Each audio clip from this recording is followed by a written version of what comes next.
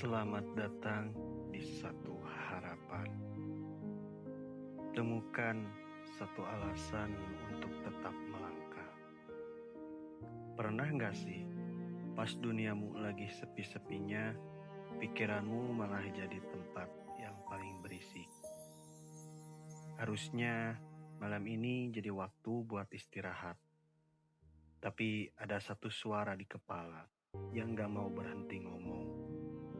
Dia nggak pakai suara keras, tapi bisikannya lebih tajam dari teriakan siapapun yang pernah kamu dengar. Suara ini pinter banget nyari celah pas kita lagi lemah, atau pas lagi sendirian sebelum tidur.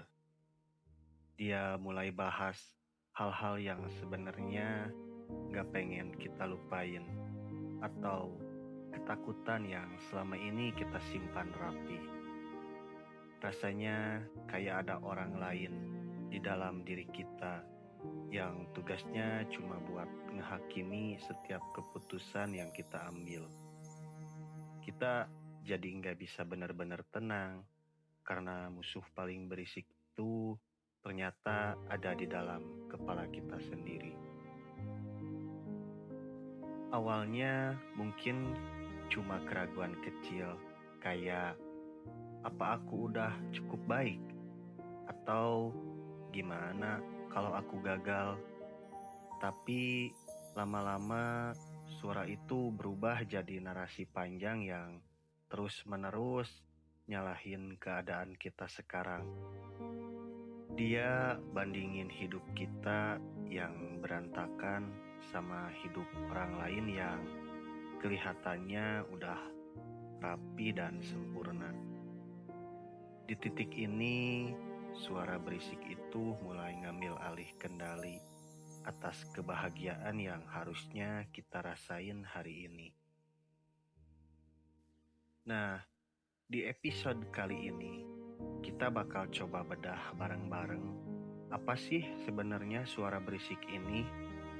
Kita bakal cari tahu dari mana asalnya, kenapa dia muncul, dan apa dampaknya kalau kita biarin suara itu terus-terusan teriak. Karena sebelum kita cari cara buat ngebujuk dia diam, kita harus kenal dulu sama sosok yang bikin kepala kita berisik ini.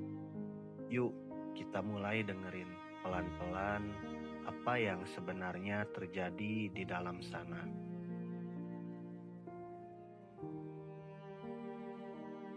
Salah satu tanda paling jelas kalau kepalamu lagi berisik adalah rasa lelah yang enggak hilang-hilang walaupun udah tidur cukup. Badanmu mungkin diam di atas kasur, tapi otakmu lagi lari maraton sejauh ratusan kilometer tanpa henti.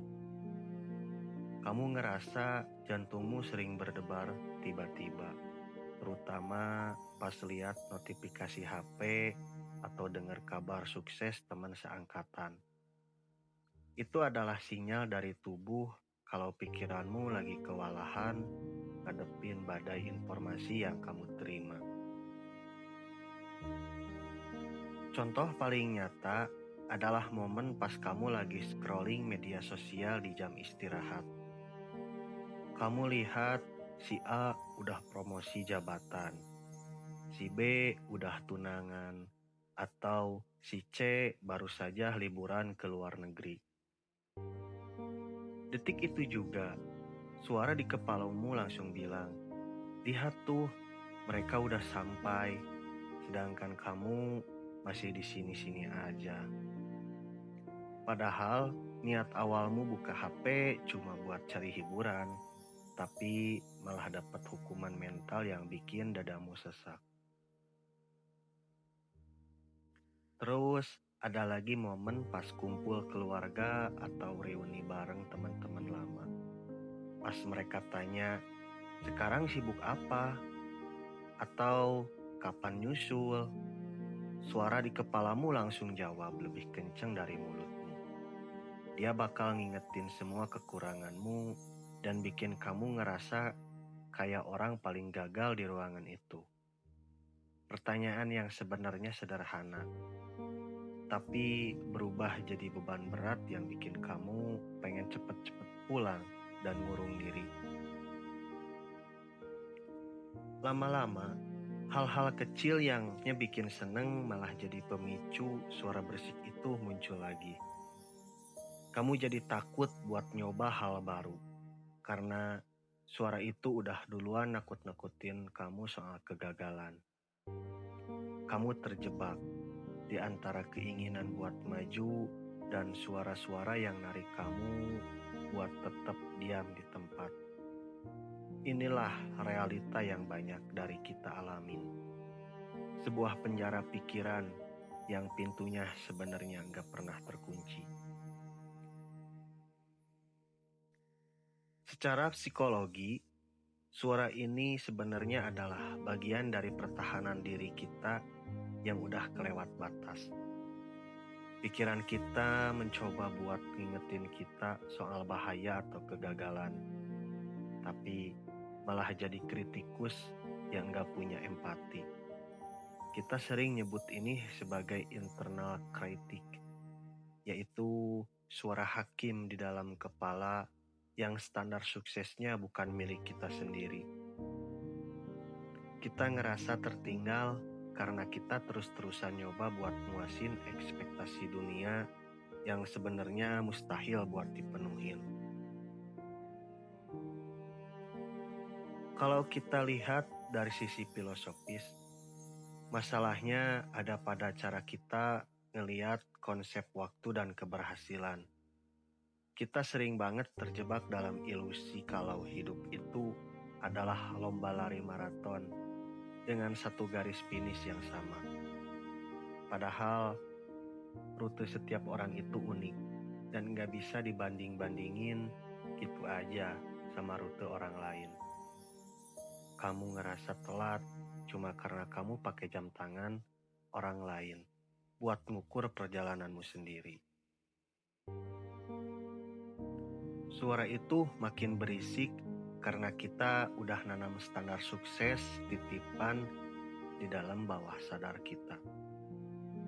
Kita ngerasa harus punya ini di umur segini, atau harus bisa itu di tahap segini, tanpa tanya apa itu yang kita butuhin. Akhirnya, setiap kita langkah, kita nggak sesuai sama jadwal dunia, pikiran kita langsung ngasih sinyal bahaya yang berisik banget. Kita jadi lupa kalau pertumbuhan itu nggak selalu kelihatan dari luar dan nggak selalu searah sama orang banyak. Penyebab lainnya adalah kita lagi ngalamin kekeringan rasa syukur akibat terlalu fokus sama apa yang belum ada.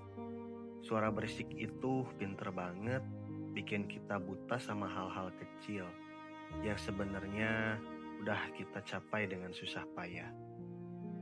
Kita ngerasa hidup kita nggak berarti cuma karena belum dapat validasi dari orang lain atau media sosial. Padahal bisa bertahan di tengah dunia yang makin kompetitif ini udah sebuah pencapaian yang luar biasa berharga.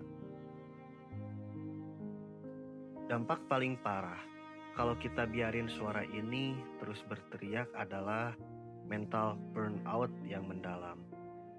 Ini bukan cuma capek biasa, tapi rasa hampa yang bikin kamu nggak punya semangat lagi buat bangun di pagi hari.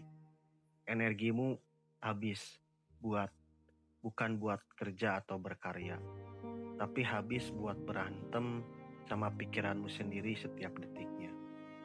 Kalau dibiarin, pelan-pelan warna di hidupmu bakal memudar dan semuanya bakal kelihatan abu-abu dan membosankan.